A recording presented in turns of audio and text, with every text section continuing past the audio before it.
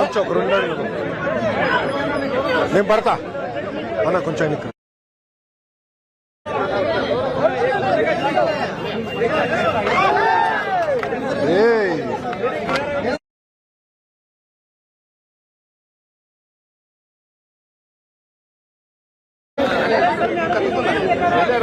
అన్ని వచ్చినా పడిపోయినాను రోడ్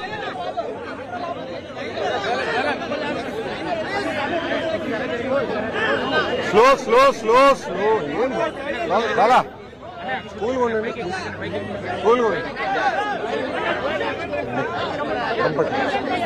సార్ తమ్ముడు కొంచెం ఎన్నికరా అమ్మా సార్ ఎన్నికరా ఇంకా కంపట్లేదు తమ్ముడు ఎన్నికొచ్చామ్మా ఇంకెన్నికరా నేను మాట్లాడిన క్వశ్చన్స్ తీసుకున్నా ఎన్నికరా ఫ్రేమ్ లో మీరు వస్తున్నారు స్వామి అదే ఆయన గొడవ ఓకేనా సార్ మీరు చేయాల్సిన పని నాకు చేస్తున్నాను నేను చేస్తున్నా మా మీడియా మిత్రులందరికీ నమస్కారం 2024లో ప్రజా కోర్టులో తీర్పు వచ్చింది ఎన్డీఏకి ఎప్పుడు లేని విధంగా ఆంధ్ర రాష్ట్ర ప్రజలు తీర్పు ఇచ్చారు ప్రభుత్వం ఏర్పడింది ఇంకా కోర్టులోనే తీర్పు రావాల్సిన అవసరం ఉంది గతంలో వైకాపా పార్టీ అధికారంలోకి వచ్చిన మొదటి 6 నెలల్లోనే నా పైన విశాఖపట్నం ఎడిషన్ లో దుష్ప్రచారం చేస్తూ ఒక ఆర్టికల్ రాయడం జరిగింది దాంట్లో భాగంగా ప్రత్యేకంగా నేను విశాఖపట్నం ఎయిర్పోర్ట్ లో టీ కాఫీ తీసుకున్నానని దానికి అయిన ఖర్చు 25 లక్షల రూపాయలని అది ఇప్పుడు ప్రభుత్వం చెల్లించడానికి ఇబ్బంది పడుతుందని ఆనాడు సాక్షి పత్రిక ఆర్టికల్ వేసింది అందరు తెలిసిన విషయమే సాక్షి పత్రికలో ఇన్వెస్ట్మెంట్ మొత్తం వైఎస్ కుటుంబం ప్రత్యేకంగా ఆనాటి ముఖ్యమంత్రి వైఎస్ జగన్మోహన్ రెడ్డి గారు ఆయన సతీమణి వైఎస్ భారతిరెడ్డి గారు పెట్టుబడి ఉంది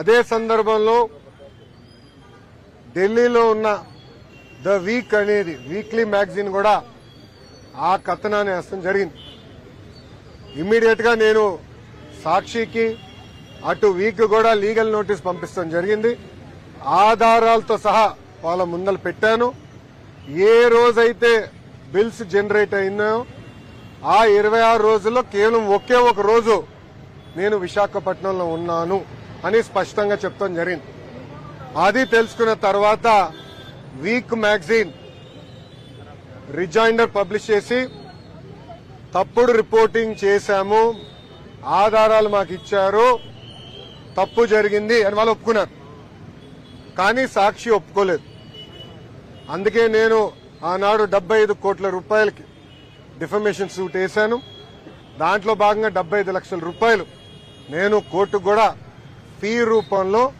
చెల్లిస్తాం జరిగింది ప్రజలందరూ తెలుసు తెలుగుదేశం పార్టీకి అధికారం కొత్త కాదు చంద్రబాబు నాయుడు గారు పదే పదే మాకు చెప్పారు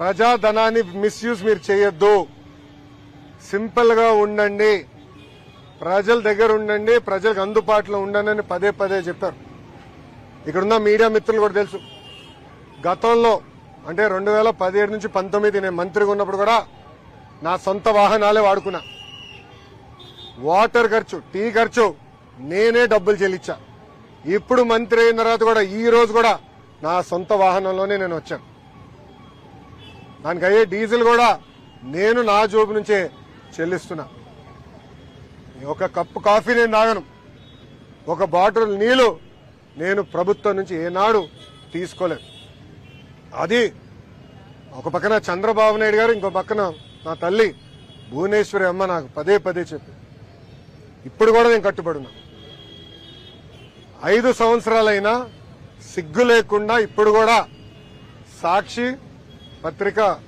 యజమాని తరపున వచ్చిన లాయర్లు వాదిస్తాం చాలా చాలా బాధాకరం ఆర్టికల్లో చాలా క్లియర్ గా చిన్నబాబు చిరుతిండి 25 లక్షలండి అని రాశారు. లోపల ఆర్టికల్లో చాలా స్పష్టంగా నా పేరు 6-7 సార్లు ప్రస్తావించారు.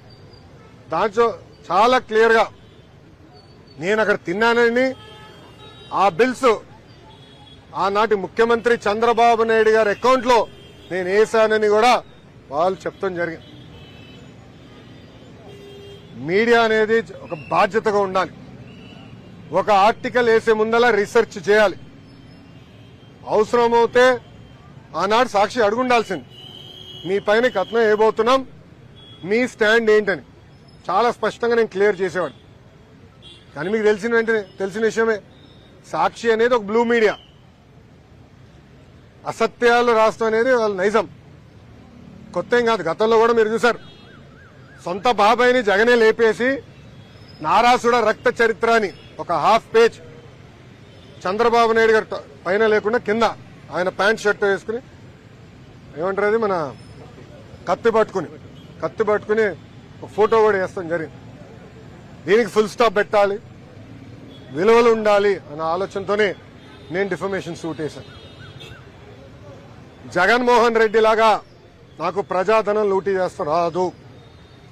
మనందరం చూసాం, 500 కోట్ల రూపాయలు ఖర్చు పెట్టి ఒక ముఖ్యమంత్రి ఉండేదానికి ఎలాంటి ప్యాలెస్ విశాఖపట్నంలో కట్టారు. అంతేకాకుండా అక్కడ ఎన్వైరన్మెంట్ కి ఇబ్బంది క్రియేట్ చేశారని కేంద్ర ప్రభుత్వం అదనంగా ఇంకా 200 కోట్ల రూపాయలు పెనాల్టీ వేసింది. అంటే 700 కోట్ల రూపాయలు ఒక్క వ్యక్తి బతికేదానికి ఖర్చు పెట్టారు. మనం చూసాం, సర్వే రాళ్ళ పైన కూడా ఆయన మొహం వేసుకునేదానికి సుమారుగా 500 కోట్ల రూపాయలు ఖర్చు పెడతాం, 900 కోట్ల రూపాయలు. ఇలా అడ్డగోలుగా సైకో ఫ్యాన్సీ అనండి, సొంతం కోసం అనండి, ప్రజాధనాన్ని ఆనాడు లూటీ చేశారు, ఖర్చు పెట్టారు. అది నాడు నేడు ఎప్పుడు తెలుగుదేశం పార్టీ చేయదు. ప్రజలకి మేము సమాధానం చెప్పాల్సిన బాధ్యత మా పైన ఉంటుంది. అందుకే ఒక క్రమశిక్షణ, ఒక పట్టుదలతో మేము ఆనాడు పనిచేశాం. అదే క్రమశిక్షణ, అదే పట్టుదలతో రాబోయే 5 సంవత్సరాలు కూడా మేము ప్రజల కోసం ఆర్నిసలు కష్టపడతాం, పని చేస్తామని ఈ సభాముఖం తెలుపుకుంటున్నాం. ఇప్పుడు మీడియా మిత్రులకి ఏమైనా ప్రశ్న ఉంటే దానికి సమాధానం చెప్పేందుకు నేను సిద్ధంగా ఉన్నా. ఎస్, నేను వచ్చిన విమానం నేను డబ్బులు కట్టింది. నేను ఇప్పుడు తిరుగుతున్న బండి సొంత డబ్బులు ఖర్చు పెట్టాను. పెట్రోల్ డీజిల్ అయ్యే ఖర్చు కూడా నేనే పెట్టాను. నిన్న రాత్రి నేను ఎక్కడ పడుకున్నా? తెలుగుదేశం పార్టీ ఆఫీసులో, సొంత బస్సులో, నా బస్సులో నేను కరెంటు బిల్లు కట్టుకుని నేను పడుకున్నా. గవర్నమెంట్ గెస్ట్ హౌస్ కూడా వెళ్ళా. హోటల్ మర్చిపో, 5 స్టార్ హోటల్ మర్చిపో, మాకు అలవాట్లేదు. అది జగన్మోహన్ రెడ్డి గారు. నేను 5 స్టార్ హోటల్లో కూడా లేదు, సొంత పార్టీ ఆఫీస్లో పడుకున్నా. అది నాకున్న చిత్తశుద్ధి.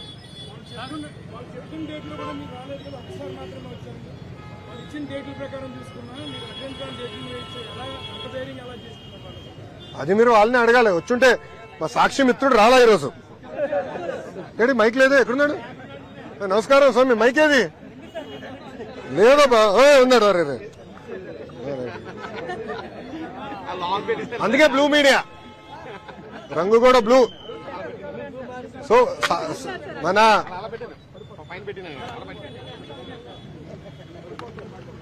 అందుకే సాక్షి అన్న, మీ పేరేంటో చెప్పండి అబ్బా. నాయుడు గారు, ఆయన సమాధానం చెప్పాలి. నాయుడు గారిని అడగండి. ఆ 26 రోజుల నుంచి ఆయన ప్రింట్ చేశాడు కదా, ఆ 26 రోజుల్లో ఒకే ఒక రోజు నేను విశాఖపట్నంలో ఉన్నా. సార్ చెప్పండి సార్. నాయుడు గారు అడగండి, నో ప్రాబ్లం. ఒక్క నిమిషం అమ్మా, నో ప్రాబ్లం. Good question. ఇంతముడు భయపడుతున్నావా? ఏం లేదు కదా. నేను రెడ్ బుక్ గురించి ఏం చెప్పానమ్మా పబ్లిక్ మీటింగ్ లో? ఏ అధికారులైతే చట్టాన్ని ఉల్లంఘించి ప్రజల్ని, కార్యకర్తలు ఇబ్బంది పెట్టారో వాళ్ళని వదిలిపెట్టనన్నా. అంటే మీకు ఫండ్ చేసిన అధినేత పార్టీలో రాసలీలలు జరుగుతున్నాయి. నిన్న మొన్న అన్ని బయటకు వచ్చినాయి.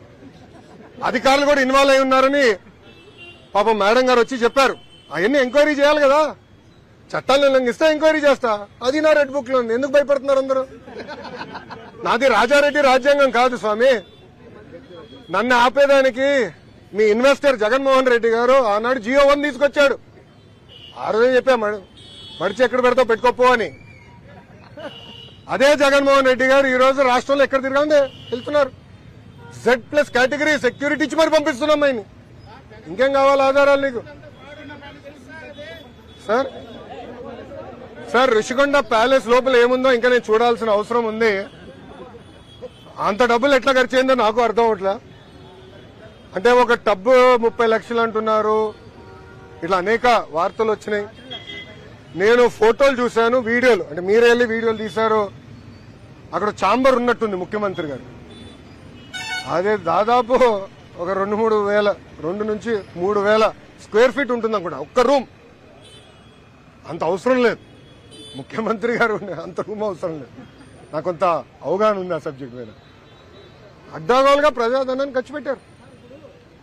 దానికి దేనికోసం వాడాలి అని అనేది మళ్ళీ చర్చించాల్సిన అవసరం ఉంది. Yes sir. గిరిజన ప్రాంతంలోనే విద్యార్థులు స్కూల్కి వెళ్లే విద్యార్థులు చాలా వసతులు లేకుండా ఇబ్బంది పడుతున్నారు. అవును. స్కూల్కి వెళ్లే ఇబ్బంది కూడా చాలా పడుతున్నారు. అవునండి. వాళ్ళు స్కూల్కి వెళ్ళే మార్గం కూడా వాగులు దాటి వెళ్ళాలి. అవునండి. దాని ఏ విధంగా వాళ్ళకి నివారణ మంచి మీరు చూస్తే గత ప్రభుత్వం ఒక కార్యక్రమం చేపట్టి దాదాపు 9,000 కోట్ల రూపాయలు ఖర్చు పెట్టారు. 5 సంవత్సరాల్లో 10 లక్షల మంది విద్యార్థులు ప్రభుత్వ పాఠశాలలకి వెళ్లకుండా తగ్గిపోయారు. అంటే 45 లక్షల నుంచి ఇప్పుడు 35 లక్షలు పడిపోయింది. గత ప్రభుత్వం చేతకానితనం వల్ల జరిగింది. నేను కౌన్సిల్లో కూడా చాలా స్పష్టంగా చెప్పా, విద్యా వ్యవస్థను ప్రక్షాళన చేయాలి, ఒక రోడ్ మ్యాప్ ఏర్పాటు చేయాలి. 5 సంవత్సరాల్లో ఏమేం చేయబోతుందో చాలా స్పష్టంగా చెప్తాను. అది ప్రజల ముందలు పెడతా, మన టీచర్ సంఘాలు, ఉపాధ్యాయుల సంఘాల ముందలు పెడతా. అందరూ అభిప్రాయాలు తీసుకున్న తర్వాత అమలు చేస్తా. 4 సంవత్సరాలు నాణ్యమైన విద్య ఎట్లా అందించాలి. అదేవిధంగా గతంలో అనేక జియోలు ఇచ్చి ప్రభుత్వ విద్య పిల్లలకి దూరం చేస్తున్నారు. దాంట్లో భాగంగా కొన్ని పాఠశాలలు కూడా మూసేశారు. అది కూడా నేను స్టడీ చేస్తున్నాను. ఎందుకంటే లీగల్ ఇష్యూస్ ఏంటనేది అది కూడా స్టడీ చేసి తొందరలోనే సంఘాల ముందరికి వెళ్తా, ప్రజల ముందర వెళ్తాం. చాలా ఆర్ఫిక్ సెంటర్లో పెట్టి వాళ్ళకి పాయిజన్ అయ్యే విద్యార్థులు చాలా మంది అవును, 3 విద్యార్థులు కూడా చనిపోయారు. అవును, వచ్చి పరామర్శించడం కూడా జరిగింది. సరే, త్వరలోనే ఇలాంటి నివారణ ఏం అవ్వకుండా ఏ విధమైన అరికడతారు? దానికి ఏం చెప్తారు? ప్రధానంగా నేను ఇప్పుడు అధికారులు చెప్పింది ఏంటంటే, ఏ పాఠశాలలో ఏ విద్యార్థి చదువుతున్నారు ఎన్యూమరేషన్ పకడ్బందీగా చెయ్యండి. నాకు క్లారిటీ ఉండాలి. దాని తర్వాత ఇన్ఫ్రాస్ట్రక్చర్ ఎలా ఉంది, ఉపాధ్యాయులు ఎంతమంది ఉన్నారు, మౌలిక వసతులు అన్ని ఉన్నాయా లేవా. దాని తర్వాత స్కూల్ మేనేజ్మెంట్ కమిటీలు వచ్చినాయి. వాళ్ళ నాయకత్వంలో ఇన్ఫ్రాస్ట్రక్చర్ ఎట్లా క్రియేట్ చేయాలి, మెంటరింగ్ అంటే పిల్లలు కానివ్వండి ఉపాధ్యాయులకి కొంచెం కూర్చొని మాట్లాడి ఎలా స్కూల్స్ ఇంప్రూవ్ చేయాలి అని దానిపైన మేము చర్చిస్తాం అని ముందలు తీసుకెళ్తాం.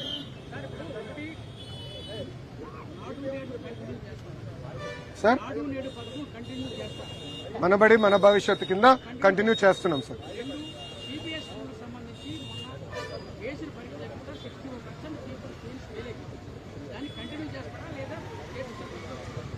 నాకన్నా ఫాస్ట్ గా మీకే న్యూస్ వస్తుంది.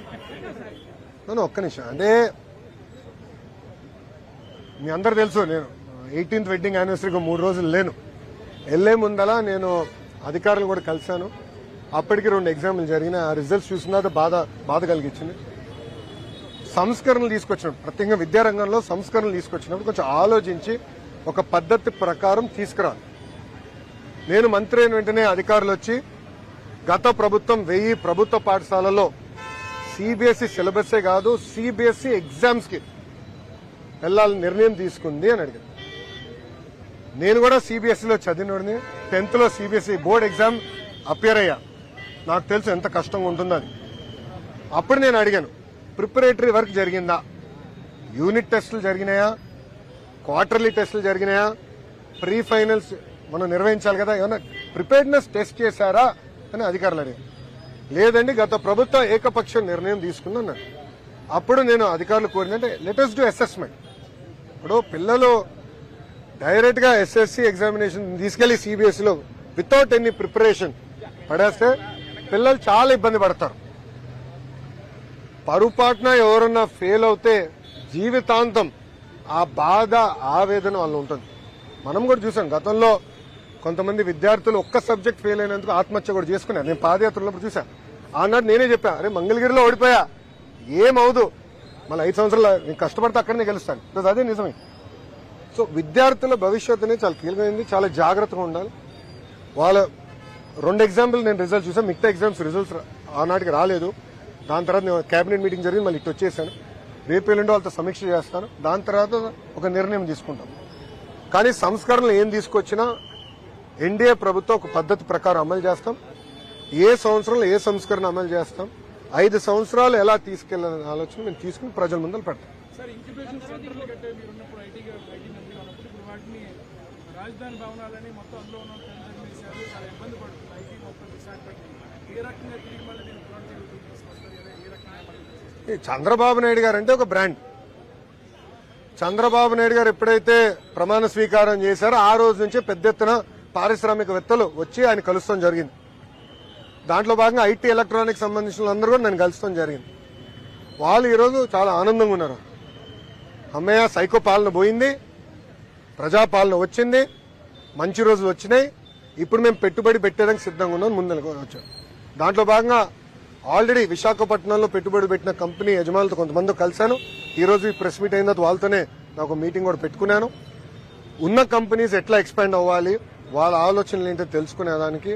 రెండోది, ఆల్రెడీ నేను అనేక కంపెనీస్తో చర్చలు జరిపిస్తున్నాం. గతంలో 2019లో అదానితో ఒప్పందం కుదుర్చుకుని 1,00,000 కోట్ల పెట్టుబడితో solar energy data centre project తీసుకొచ్చారు. ఆ రోజు అందరూ ఎగతాళి చేశారు. ఈరోజు చూడండి, మహారాష్ట్రలో గత ప్రభుత్వం చేతగానితనం వల్ల ప్రాజెక్ట్ మహారాష్ట్రకి వెళ్ళింది, తెలంగాణకి వెళ్ళింది. మళ్ళీ వాళ్ళతో కూడా డిస్కస్ చేస్తున్నారు, ఇతర కంపెనీలతో కూడా డిస్కస్ చేస్తారు. విశాఖపట్నాన్ని ఒక AI capital of the world ఎట్లా తీర్చిదిద్దాలి, దానికి కావాల్సిన కరికులం ఏంటి, యూనివర్సిటీ ఏంటి, డేటా సెంటర్స్ పెట్టే కంపెనీలు ఏంటి, ఏఐ నుంచి సినిమాలు, టీవీ షోస్, మీడియా రిపోర్టింగ్. నీకు నచ్చదు బట్ రియాలిటీ అది. లీగల్, పాలిటిక్స్ లో, బిజినెస్ లో ఎట్లయితే ఏ ట్రాన్స్ఫర్ చేస్తాం, స్కూల్స్ ఆఫ్ ఎక్సలెన్స్ క్రియేట్ చేయాలి. దానికి సంబంధించిన అన్ని కంపెనీలు విశాఖపట్నం తీసుకున్న లక్ష్యంతో మీ ఐటీ మంత్రిగా నేను పనిచేస్తాను.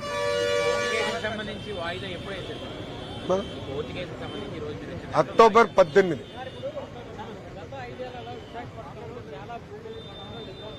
Yes sir, yes sir.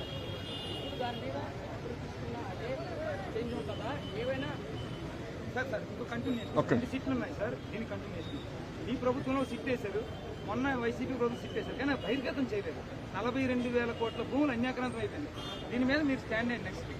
Already కేవలం విశాఖపట్నంలోనే కాదు, రాష్ట్ర వ్యాప్తంగా భూ అక్రమాలు జరిగినాయి. అది అందరు కూడా రిపోర్ట్ చేశారు, మీడియా మిత్రులు అందరూ కూడా రిపోర్ట్ చేశారు, బారింగ్ బ్లూ మీడియా. చాలా స్పష్టంగా చంద్రబాబు నాయుడు గారు కేబినెట్ మీటింగ్ లో కూడా దానిపైన రివ్యూ చేశారు. నిన్న దానిపైన రివ్యూ జరిగింది. వివరాలన్నీ ఇంకా ఫర్దర్ గా ఫైన్ ట్యూన్ చేసి డీటెయిల్స్ డెప్త్ కెళ్ళి మళ్ళీ నెక్స్ట్ కేబినెట్ మీటింగ్ కి మన సిసిఎల్ఏ చైర్పర్సన్ మన సిసోడియా గారిని ఆ నివేదిక కేబినెట్ లో పెట్టమని ఆదేశాలు జారీ చేస్తాం జరిగింది. సో నెక్స్ట్ కేబినెట్ తర్వాత నేను దానిపైన చాలా స్పష్టంగా ఎన్ని ఎకరాలు, ఎక్కడ, ఎవడి పేరు, ఎన్ని గిఫ్ట్ డీడ్ కింద జరిగినాయి, ఎందుకంటే ఎక్కువ శాతం గిఫ్ట్ డీడ్ కింద ఇచ్చేశారు. మొత్తం వివరాలు ఈ రోజు మేము బయటకు తీసుకున్నాం.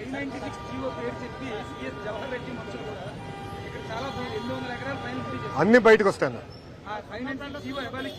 అన్ని బయటకు వస్తాయి. దాని తర్వాత నేను స్పందిస్తాను. ఎవరమ్మా?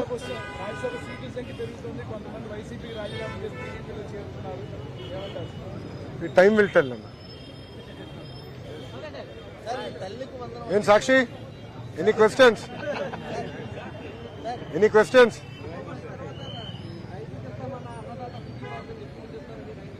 100% ఇస్తాం. ఎందుకు కంగారు?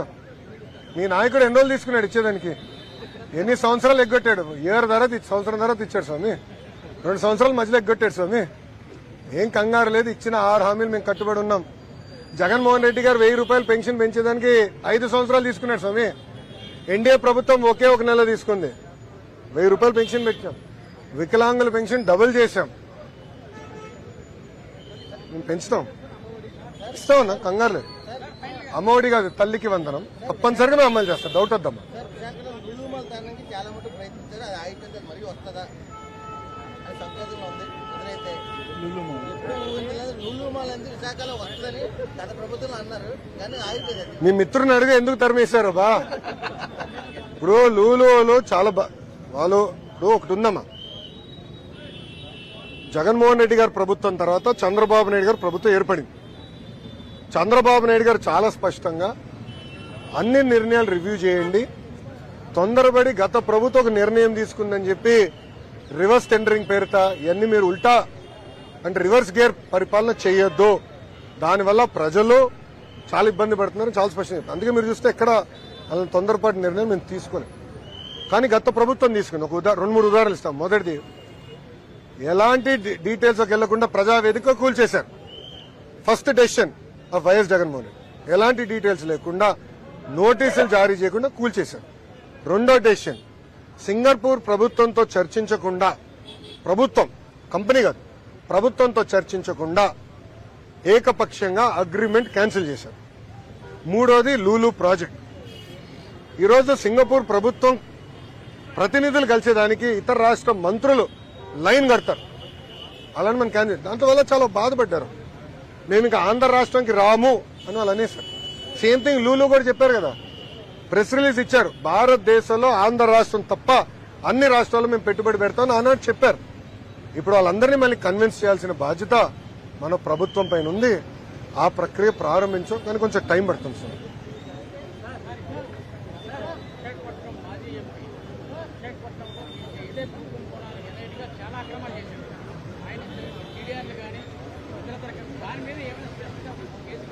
రాజారెడ్డి రాజ్యాంగం విశాఖపట్నంలో మొన్నటి వరకు నడిచింది. కిడ్నాపులు జరిగినాయి, రాత్రి మనుషుల్ని పిలిపించి భూములు లాగేసుకున్నారు. ఉదాహరణ దసపల్లా భూములు, పోర్ట్లు కూడా లాగేసుకున్నారు. ఇదే విధంగా ఆ పేపర్లో కూడా వచ్చింది. ఇట్లా అడ్డగోలుగా చేశారు. ఇప్పుడు ఒక హీరోయిన్ వ్యవహారం ఎలా జరిగిందో కూడా మనం చూసాం. చూడండి ఒక ప్రభుత్వం ఎలా వివరించింది, ఒక మహిళని 18 రోజులు ఎలా బంధించారో చాలా స్పష్టంగా ఆమె కూడా నిన్న మీడియా ముందర వచ్చి చెప్పడం జరిగింది. ఇవన్నీ విచారించాలి. చట్టాలంటే కనీసం భయం అని ఉండాలి, లేదంటే భక్తి అని ఉండాలి. రెండు లేకపోతేనే దాని పేరు రాజారెడ్డి రాజ్యాంగం. So we will take action. Yes madam. ఒక్క నిమిషం సార్, మేడం గారు అడుగుతున్నారు. అవునా మేడం, అవును మేడం. పాదయాత్రలో అది నేను ఇచ్చిన హామీ నాకు నాకు బాగా గుర్తున్నది. చివరికి వచ్చినప్పుడు ఆ హామీ నేను ఇస్తాం కూడా జరిగింది. హామీకి నేను కట్టుబడి ఉన్నా. ఆల్రెడీ మేము అధికారులతో వర్క్ స్టార్ట్ చేయించాము. 100% చేస్తాను. ఒక్క నిమిషం. అవును సార్ గురుగారు, 100% స్టార్ట్ చేస్తాం. కానీ నేను కూడా మిమ్మల్ని కోరేది కొంచెం సమయం ఇవ్వండి ప్రభుత్వానికి. ఒక్క నిమిషం దయచేసి అర్థం చేసుకోవాలి. ఏంటంటే ఇప్పుడున్న పరిస్థితుల్లో జీతాలు 1వ తారీఖు నాడు చెల్లిస్తే గొప్ప, పెన్షన్ 1వ తారీఖు ఇస్తే గొప్ప. అలాంటిది చంద్రబాబు నాయుడు గారు సండే గనక 31 తారీఖునే, అంటే 1వ తారీఖు సండే ఒక రోజు ముందలే ఇవ్వండి అని నేను కేబినెట్ లో చెప్పాను. సో అన్ని సెట్ చేస్తున్నాం, వ్యవస్థలన్నీ సెట్ చేస్తున్నాం. ఎకనామిక్ యాక్టివిటీ క్రియేట్ చేయాలా, రోడ్లు కూడా వేయాలా, విశాఖపట్నానికి అభివృద్ధి పనులు చేయాలా, ఫ్లైఓవర్లు కట్టాలా, అండర్ పాస్లు కట్టాలా, అన్ని ఒక పద్ధతి ప్రకారం చేస్తాము. దాంట్లో భాగంగా ఆనాడు బీసీ వెల్ఫేర్ లోన్లు కానివ్వండి, ఎస్సీ సోదరులకి ఎస్సీ కార్పొరేషన్ నుంచి రావాల్సిన లోన్లు కానివ్వండి, నేను పాదయాత్రలో ప్రతి మీటింగ్లో దాని గురించి మాట్లాడాను. దాన్ని కట్టుబడి ఉన్నా. తప్పనిసరిగా అది ఆ కార్యక్రమం ప్రారంభిస్తాం.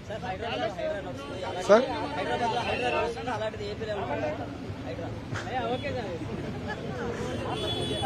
నా తెలంగాణ ప్రభుత్వం కొన్ని నిర్ణయాలు తీసుకుంది, అది వాళ్ళు తీసుకున్న నిర్ణయం. ఆంధ్ర రాష్ట్రానికి వచ్చేగల మేడం గారు మా పంచగ్రామాల గురించి డిస్కషన్ చేశారు.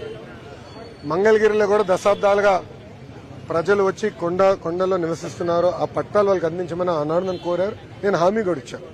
సో హామీలకు మేము కట్టుబడి ఉన్నాం. అంటే ఎలాంటి డౌట్ లేదు.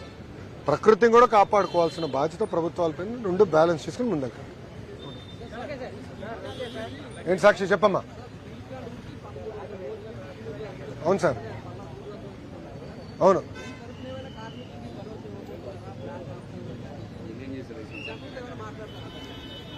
కార్మికుల్ని పాదయాత్రలు కూడా నేను కలుస్తాం జరిగింది. వాళ్ళకి స్పష్టమైన హామీ, స్టీల్ ప్లాంట్ మేము కాపాడుతామని చెప్తాం కూడా ఆనాడు నేను చెప్పాను. కేంద్ర ప్రభుత్వంతో ఇప్పటికీ 2-3 రౌండ్లు డిస్కషన్ జరిగింది. మళ్ళీ మేము అందరం కూడా కూర్చుంటున్నాం. దానిపైన చాలా క్లారిటీగా భవిష్యత్ కార్యాచరణ మేము ప్రకటించబోతున్నాం. విశాఖ ఉక్కు ఆంధ్రుల హక్కు, ఆ నినాదంతో ఆ ఉక్కు ఫ్యాక్టరీ ఏర్పడింది. గత ప్రభుత్వం చేతగానితనం వల్ల 2 బాయిలర్స్ కూడా మూసేశారు. మీకే తెలుసు 2 మూసేశారు. 2 ఫర్నెసెస్, క్షమించాలి, 2 ఫర్నెసెస్ మూసేశారు. ఇప్పుడు 3వది నడుస్తుంది. ఆల్రెడీ పెద్దలు ఇక్కడ గౌరవ ముఖ్యమంత్రి గారు కూడా కొన్ని విషయాలు ముఖ్యమంత్రి గారి దృష్టికి తీసుకెళ్లారు. అంటే ఆంధ్ర రాష్ట్ర ప్రభుత్వం కొంచెం చేయూత ఇవ్వాలి, బాగుంటుందని కోరారు. తప్పనిసరిగా మేము చేస్తాం. ప్రశాంతమైనటువంటి విశాఖలో వరుస ప్రమాదాలు జరుగుతున్నాయి సార్. అనేక ప్రమాదాలు, అగ్ని ప్రమాదం లేదా కంపెనీకి సంబంధించిన ప్రమాదం. ఈ నివారించాలి ఏ రకంగా తీసుకోబోతున్నారు? ఆల్రెడీ అది ముఖ్యమంత్రి గారు దానిపైన చాలా స్పష్టంగా చెప్పారమ్మా. మొత్తం ఆడిట్ చేస్తాము. There is no second thought about it. Will do it system.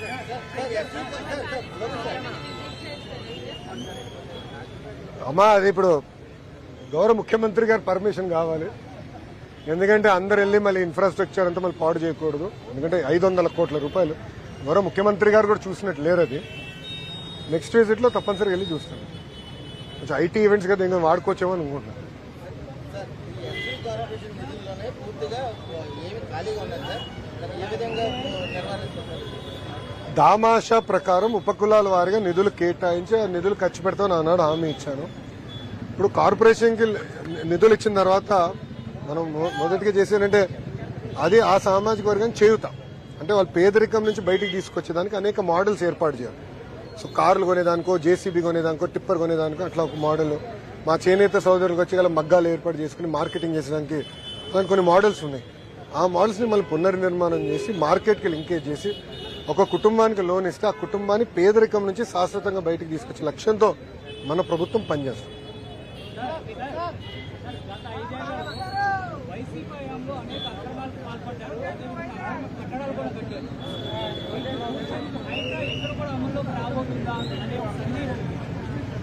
అన్నా ఇప్పుడు మద్యం కుంభకోణం జరిగింది, ఇసుక కుంభకోణం జరిగింది, మైనింగ్ లో పెద్ద ఎత్తున కుంభకోణం జరిగింది.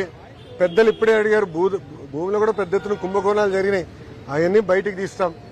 రెండోది ఇల్లీగల్ కట్టడాలు ఏమైనా ఉంటే అది మున్సిపల్ అడ్మినిస్ట్రేషన్ డిపార్ట్మెంట్ వాళ్ళతో మాట్లాడతారు, ఏంటి వివరాలు కనుక్కుంటారు. దాని తర్వాత వాళ్ళు యాక్షన్ తీసుకుంటారు.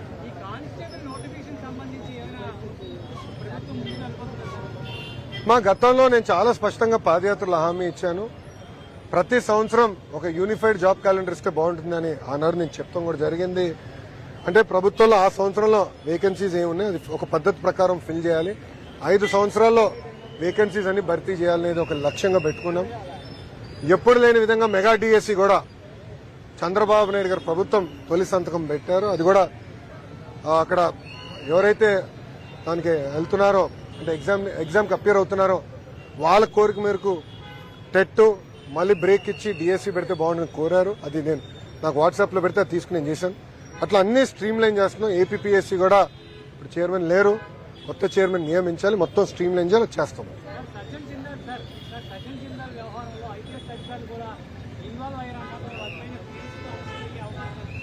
దయచేసి పారిశ్రామికవేత్తల పేర్లు దీంట్లోకి లాగద్దండి. మీ దగ్గర ఆధారాలుంటే చెప్పండి తప్ప లేని పోలవల పైన ఆరోపణలు చేయొద్దు. ఆమె చాలా స్పష్టంగా వేరే పేర్లు చెప్పారు, అధికారుల పేర్లు చెప్పారు, అన్ని కనుక్కుందని మాట. విశాఖలో స్కూల్ పర్యటన ఉందన్నారు. గిరిజన గ్రామాలకు సంబంధించిన స్కూల్స్ మీద సిటీకి సంబంధించిన అమ్మా నేను మంత్రి 60 రోజులు అయింది. అన్ని స్కూల్స్ 45,000 ప్రభుత్వ పాఠశాల అన్నిటికీ నేను వెళ్ళలేను. ఒక సిస్టమేటిక్గా అన్ని నేను వెళ్తాను. అంటే ఇప్పుడు మా కేజీబీవీలు ఉన్నాయి, నా కింద జిల్లా గ్రంథాలయం, అన్ని గ్రంథాలయాలు నా కింద ఉంది, యూనివర్సిటీ నా కింద ఉంది, మళ్ళీ మన స్కూల్ ఎడ్యుకేషన్ మొత్తం నా కిందనే ఉంది. సో పద్ధతి ప్రకారం మన సోషల్ వెల్ఫేర్ హాస్టల్స్ అన్ని కూడా మేము సంబంధించిన బీసీ వెల్ఫేర్ కానీ, ఎస్సీ వెల్ఫేర్ కానీ, ఎస్టీ వెల్ఫేర్ సంబంధించిన శాఖతో సంప్రదింపులు చేసి కలిసి మేము వెళ్తాం. సో అన్నీ నేను వెళ్తాను. ఒకే రోజులో అన్ని అవుదు కదా, తప్పనిసరిగా అన్నిటికి వెళ్తాను, వాస్తవాలు తెలుసుకుంటాను. అది నేను చెప్పనమ్మా, రేపు పొద్దున అనౌన్స్ చేస్తాను.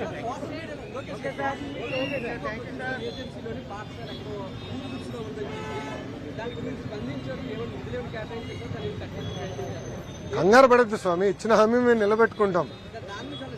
మీరు చూస్తే తమ్ముడు ఒక్క నిమిషం, నేను ట్విట్టర్లో స్పందించిన దానిపైన ప్రతిదీ ఒక పద్ధతి ప్రకారం చేసుకుంటూ వచ్చాను కదా.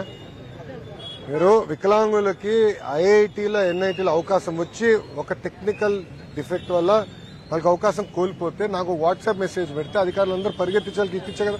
45 మంది వికలాంగులు దానివల్ల బెనిఫిట్ అయ్యారు కదా. అదేవిధంగా నేను ట్విట్టర్లో కానీ ఫేస్బుక్లో నాకు వచ్చిన స్పందించినప్పుడు ఒక పద్ధతి ప్రకారం ఇచ్చిన హామీ నేను నిలబెట్టుకుంటే ఆ డౌట్ నీకు వద్దు.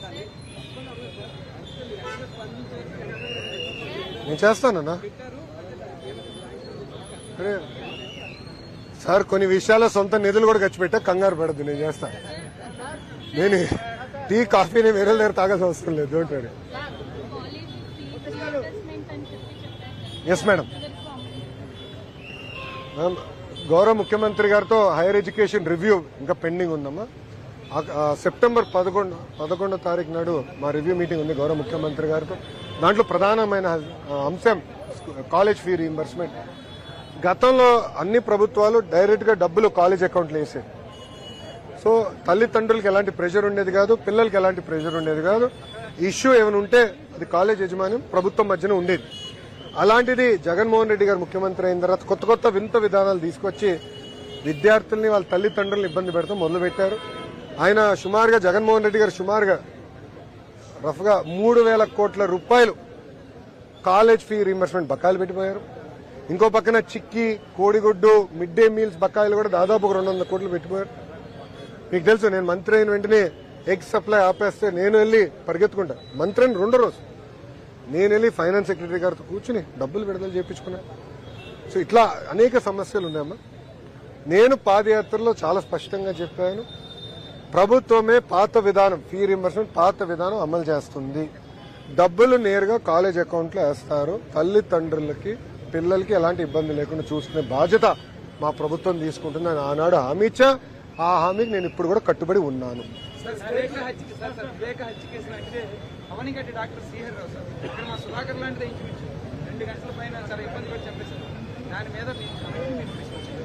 అలా మొత్తం వివరాలు కనుక్కున్న తర్వాత స్పందిస్తాను. చెప్పండి. నాకు అంత అవగాహన లేదు. అది let me get all details and then I'll respond.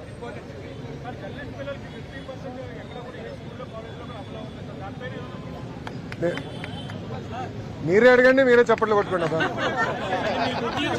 నాకు ఇది కలెక్టర్ గారు అమలు చేయాలమ్మా. కలెక్టర్ గారు మాట్లాడాలి. ఆల్రెడీ గుంటూరు కలెక్టర్ గారితో మాట్లాడి మిగతా కలెక్టర్లతో నేను మాట్లాడతాను.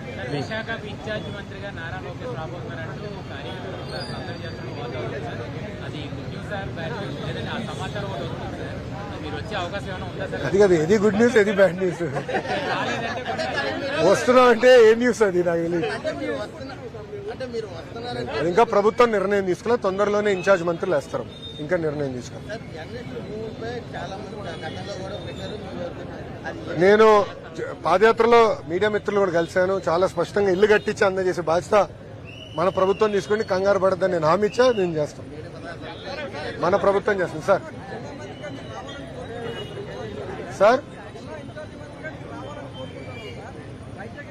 నేను ఆంధ్ర రాష్ట్రంలో విద్యాశాఖ మంత్రిని, ఐటీ మరియు ఎలక్ట్రానిక్స్ శాఖ మంత్రిని. అన్ని ప్రాంతాలకు నేను న్యాయం చేస్తాను, దాంట్లో ఎలాంటి సందేహం లేదు.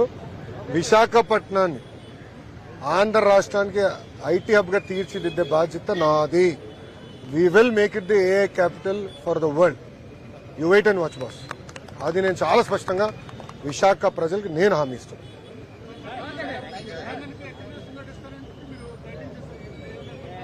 అవును సార్, అది ఆల్రెడీ నేను గౌరవ మంత్రి గారితో కూడా నేను చర్చించాను. పక్క రాష్ట్రాల్లో ఆల్రెడీ ఒక కార్యాచరణ పెట్టారు. యూపీలో కూడా కార్యాచరణ తీసుకొచ్చారు, మొన్నే చూశాను. ఆ వివరాలు కలెక్ట్ చేసిన తొందరలో బయట సార్. కొంచెం సార్ అది ఆఫ్ రికార్డ్ మాట్లాడతాను. ఆల్రెడీ కలెక్టర్ గారితో మాట్లాడాలని చెప్పాను. Will take it up, don't worry. ఓకేనా అంటే ఓవరాల్ ఈసారి ఒక్క నిమిషం మీరు ఒక ప్రశ్న అడిగారన్నా వేరే వాళ్ళకి అవకాశం ఏంటి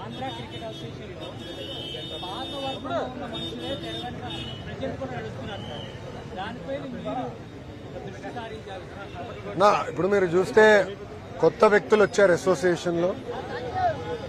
క్రికెట్ అనేది నాకు కూడా చాలా ఇష్టం. ప్రభుత్వ పాఠశాలలో కూడా క్రికెట్ కిట్స్ ఇవ్వాలి, inter school inter college competition ఏర్పాటు చేయాలనేది ఒక లక్ష్యంగా పెట్టుకున్న. స్పోర్ట్స్ అనేది పెద్ద ఎత్తున ప్రోత్సహించాలనేది కూడా మా లక్ష్యం. పల్లా గారితో కూడా ఈరోజు లంచ్ బ్రేక్ లో మేము డిస్కస్ కూడా చేశాం, ఎలా స్పోర్ట్స్ పెద్ద ఎత్తున ప్రోత్సహించాలి. ఏసీ అవ్వచ్చు, మన ఒలింపిక్ అసోసియేషన్ అవ్వచ్చు, వాళ్ళందరితో నేను ఆల్రెడీ డిస్కస్ చేస్తున్నా. మన క్రీడా శాఖ మంత్రితో కూడా నేను మాట్లాడటం జరిగింది. దానిపైన అందరం కూర్చుని కార్యాచరణ మేము రూపొందిస్తాం, తప్పనిసరిగా అమలు చేస్తాం. ఓకే అమ్మా, థ్యాంక్ యూ. సంక్షేమం గురించి కొద్దిగా ఆలోచించండి. 60 రోజులు కొంచెం టైం ఇవ్వాలి. 60 రోజులైంది ప్రభుత్వం వచ్చింది. వైజాగ్ అభివృద్ధి బ్లూ ప్రింట్ మేము ప్రజల ముందర పెడతాం. స్టేట్ వైడ్ టాప్ మెజార్టీలు వచ్చాయి, హిస్టారిక్ మెజార్టీలు వచ్చాయి. వైజాగ్ లోనే 92-90 వచ్చాయి. 1 వెనకాల చాలా మంది ఉన్నారు. ఏ రకంగా గాజువాక 1, భీమ్లీ 2, మంగళగిరి 3. మా మంగళగిరి మర్చిపోయా స్వామి, మా మంగళగిరి 3rd హైయెస్ట్ స్టేట్ లో. కష్టపడిన వాళ్ళు సో నేను చూసుకుంటా, ఎక్కడ బాగుందండి. మా అధ్యక్షులు వారు ఉన్నారు కదా, ఆయన పైన బాధ్యత ఉంది ఇప్పుడు. ఓకే అమ్మా, విల్ టేక్. థ్యాంక్ యూ అమ్మా.